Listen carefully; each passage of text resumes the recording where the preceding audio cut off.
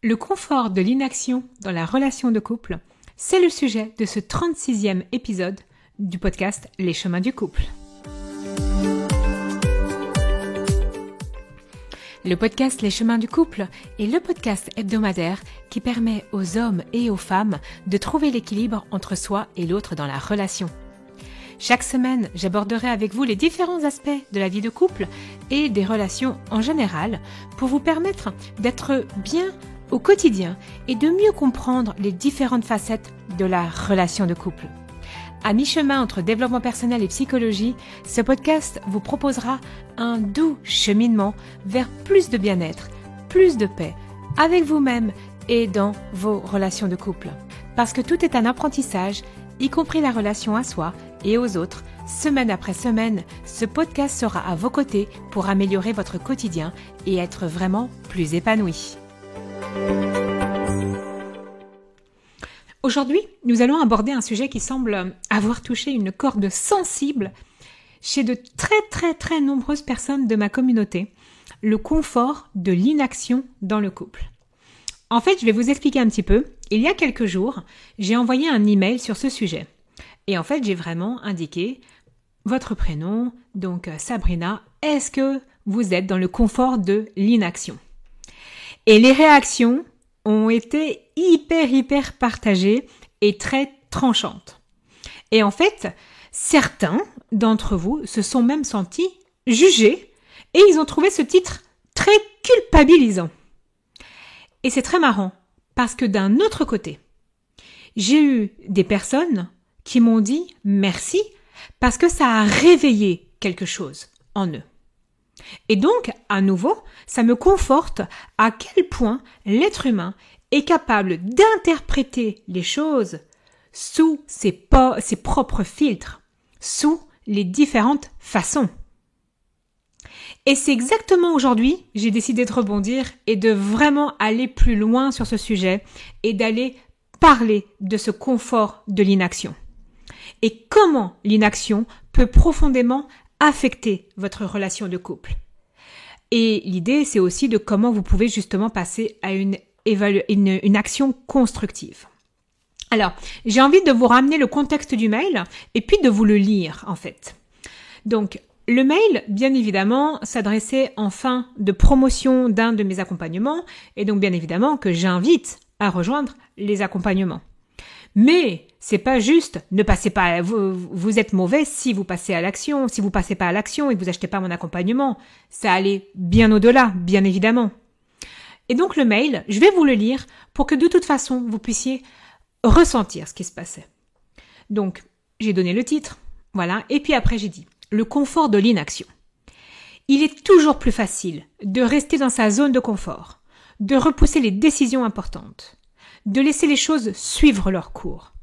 Mais la vérité, c'est que l'inaction est un choix en soi. Et souvent, c'est un choix qui nous coûte cher, surtout en matière de relations. Le pouvoir de l'action, c'est chaque petit pas que vous faites aujourd'hui peut avoir un impact énorme sur votre futur. Et c'est pourquoi je vous invite à passer à l'action maintenant. Ne laissez pas cette chance de transformer votre relation de couple en quelque chose de plus beau, de plus fort, de plus épanouissant. Pourquoi maintenant ? Le temps, il s'arrête pas. Et chaque jour qui passe est une opportunité manquée de faire quelque chose de significatif pour votre relation. Et voilà donc les quelques lignes. Et puis après, bien évidemment, j'invitais à rejoindre les accompagnements. Et en fait, quand j'ai vu les personnes qui se sentaient jugées, qui sentaient qu'il y avait de la culpabilité dans cet email, mais en fait, vous choisissez et les personnes choisissent ce qu'elles ont envie de prendre. J'invite à passer à l'action avec un de mes accompagnements, mais qui je suis pour juger l'autre ? Personne. Et surtout, que je ne vous dis pas, vous êtes une mauvaise personne si vous ne passez pas à l'action. Je suis en train de vous montrer comment l'être humain fonctionne. Et puis finalement, j'ai eu aussi d'autres mails avec des merci, et notamment une qui m'a dit merci parce que ça me rappelle à quel point vous proposez des choses gratuites. Donc en effet, je propose des articles, des épisodes de podcast, des vidéos, des conférences, enfin bon, bref, plein de choses gratuites. Et que malgré tout, la personne ne s'autorisait pas à prendre le temps pour écouter ces choses gratuites pour passer à l'action dans sa relation. Parce qu'on n'est pas obligé de rejoindre un accompagnement. Mais on peut faire une chose pour améliorer sa relation de couple. Et donc vraiment, j'espère que vous aurez compris mon message, même si je vais continuer à développer là dans cet épisode, c'est que l'inaction, regardez qu'est-ce que ça va chercher chez vous finalement. Si ça va chercher la culpabilité, ok, alors, plutôt que vous en plaindre, qu'est-ce que vous pouvez faire aujourd'hui? Si vous vous sentez jugé, regardez peut-être que vous jugez aussi, vous jugez finalement de ne pas passer à l'action. Allez voir ce qui se passe. Quand un sujet vous touche, allez voir ce qui se passe. Donc, maintenant, j'ai envie de vraiment parler de ce piège de l'inaction. Parce qu'il y a un piège. C'est quoi l'inaction? Dans le contexte de la relation de couple, l'inaction, c'est cette tendance à rester immobile, à ne pas prendre de décision, à ne pas agir, même quand on sait qu'il y a des problèmes à résoudre ou des opportunités à saisir. Les signes, généralement, de l'inaction, et comment vous pouvez savoir si vous êtes dans une phase d'inaction, c'est peut-être parce que vous vous sentez coincé, vous évitez les conversations importantes, les décisions importantes. Vous remettez à plus tard les choses qui pourraient être améliorées dans votre relation. Ou alors, quand votre partenaire vous fait des signes d'attention, attention, il se passe ça, attention, vous prenez et vous n'en faites rien. Du coup, les conséquences de l'inaction, c'est que l'inaction peut vraiment avoir des effets dévastateurs sur la relation. Ça peut créer une distance émotionnelle, une distance physique.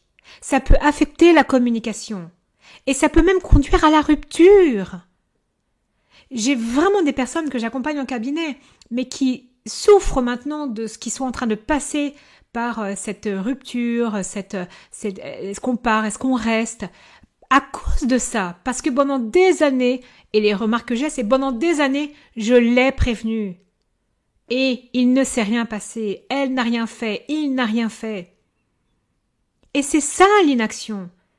Et je sais que c'est un sujet qui est difficile et c'est pour ça que les gens n'aiment pas, parce qu'en fait, qu'est-ce que je suis en train de vous faire? Je suis juste en train de vous montrer, pour les personnes qui sont concernées par ce sujet, à nouveau, qu'il est là le problème, qu'il est crucial de comprendre maintenant, de bouger maintenant, pour pouvoir y faire face. Alors bien évidemment, pourquoi c'est aussi facile finalement de rester dans cette zone de confort? Parce que ça s'appelle le confort de l'inaction. Déjà une première chose, c'est la peur du changement.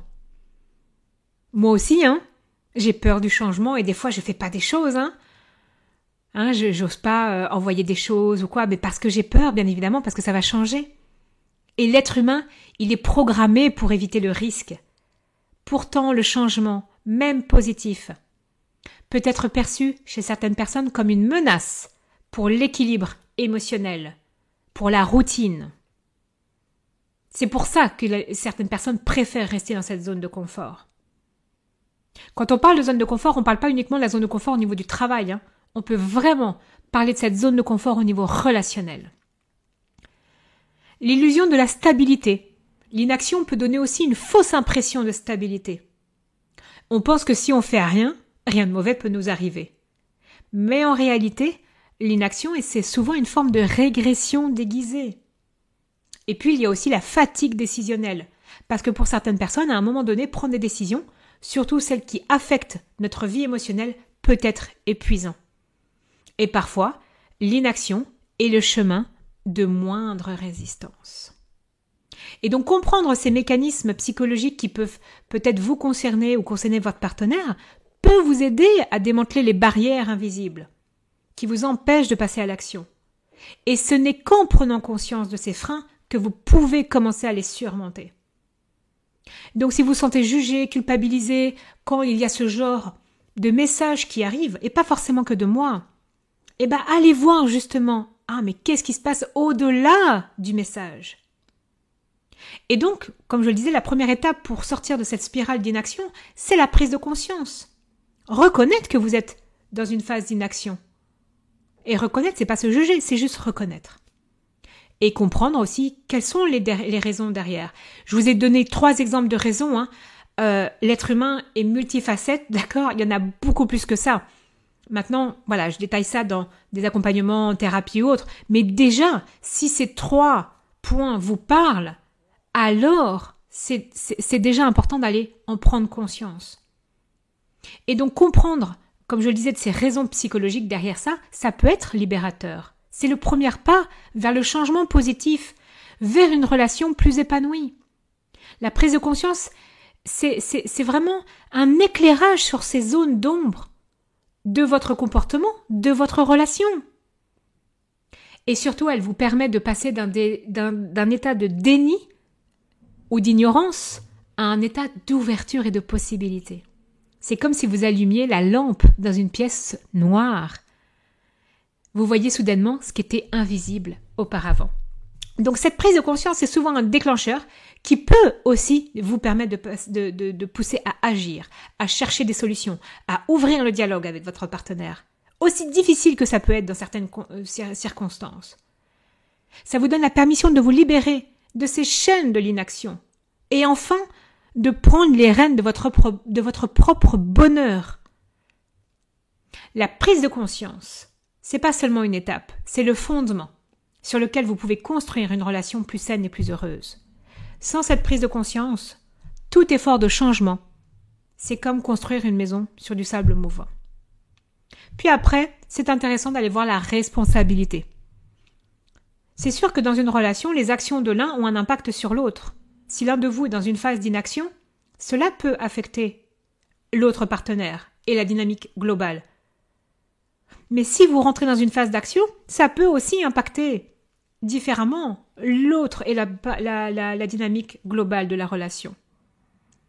Et il ne faut pas oublier, et ça c'est un non négociable, c'est que chacun de nous est responsable de son propre bonheur, de son propre épanouissement dans la relation. Si vous constatez de l'inaction, il est important de prendre votre responsabilité pour y remédier. Que ça soit en initiant une conversation, en proposant des solutions, en allant chercher de l'aide à l'extérieur. Ignorer cette responsabilité entraîne généralement une accumulation de frustration, de malentendus, et du coup ça met la relation en péril. La responsabilité, c'est une source de pouvoir sur soi, sur sa vie, c'est le pouvoir de changer, d'évoluer, de créer une relation plus épanouie. Et donc pour passer à l'action, déjà c'est de faire des premiers pas. Même si le premier pas est souvent plus difficile, c'est aussi le plus libérateur. Ça peut être tout comme juste initier un moment de conversation difficile que vous avez évité. Prendre le temps de planifier des moments de détente.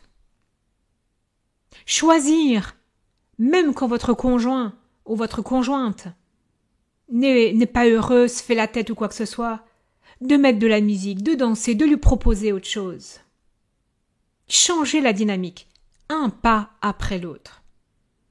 Et bien évidemment qu'il est normal de rencontrer des obstacles. Ça va être des conflits, peut-être de calendrier, d'avis, de pas d'accord, de rythme aussi entre deux personnes, ou de peur. Mais l'idée c'est de reconnaître et de trouver des solutions ensemble. Passer à l'action, c'est aussi une dynamique de responsabilité individuelle et aussi de couple. Et chaque petit pas compte. Chaque action, aussi petite soit-elle, est une victoire dans la quête d'une relation beaucoup plus heureuse. Et bien évidemment, vous avez des thérapies, des médiateurs, du coaching. Moi, par exemple, je propose en plus des accompagnements en ligne, des petites formations.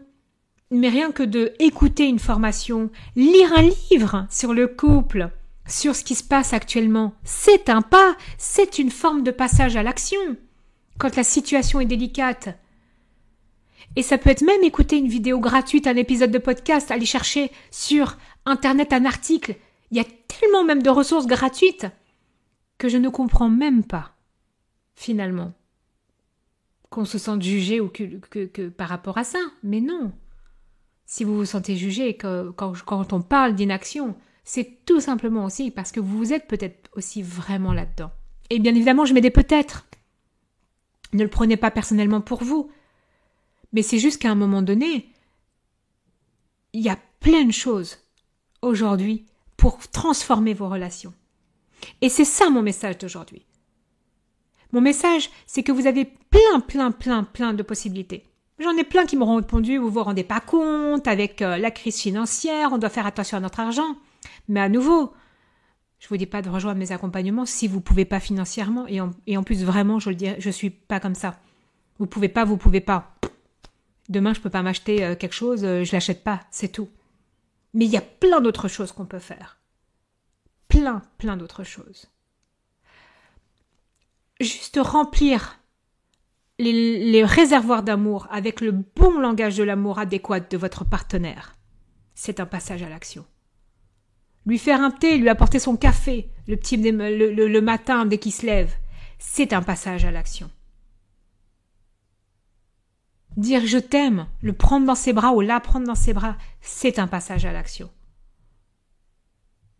Les passages à l'action, ils vont de 0 € à des milliers d'euros. C'est pas un problème.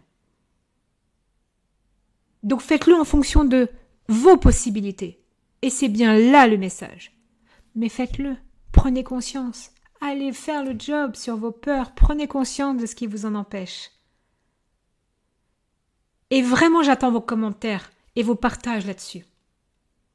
Et si vous pensez justement que cet épisode peut aider votre partenaire, transférez. Quelqu'un de votre famille, transférez. Vous pouvez aussi mettre une étoile, donner votre avis sur ce podcast pour qu'il soit plus visible. C'est comme ça qu'on change le monde, c'est comme ça qu'on améliore les relations. C'est en passant à l'action. C'est vraiment important. Donc j'espère que vous allez vraiment trouver des pistes de réflexion et des actions concrètes à mettre en œuvre dans votre relation de couple. Parce que vraiment l'inaction, c'est un piège insidieux. Et en prenant conscience, en allant voir la responsabilité, vous allez transformer vraiment votre expérience en une expérience plus heureuse, plus épanouissante. Vous voulez aller plus loin? Je vous propose encore des choses gratuites. Allez écouter l'épisode 6 qui vous parle des langages de l'amour. Allez écouter l'épisode 8 qui vous parle de responsabilité. Et vous voulez aller encore plus loin? Allez sur mon site celinedomecq.com, vous avez des ateliers en ligne gratuits sur les désaccords, sur partir ou rester. Bien évidemment qu'après, vous pouvez aller encore plus loin avec des accompagnements. Donc, une petite action. Quelle action aujourd'hui vous décidez de faire pour vous, pour votre couple? Et je vous retrouve à très bientôt pour un prochain épisode.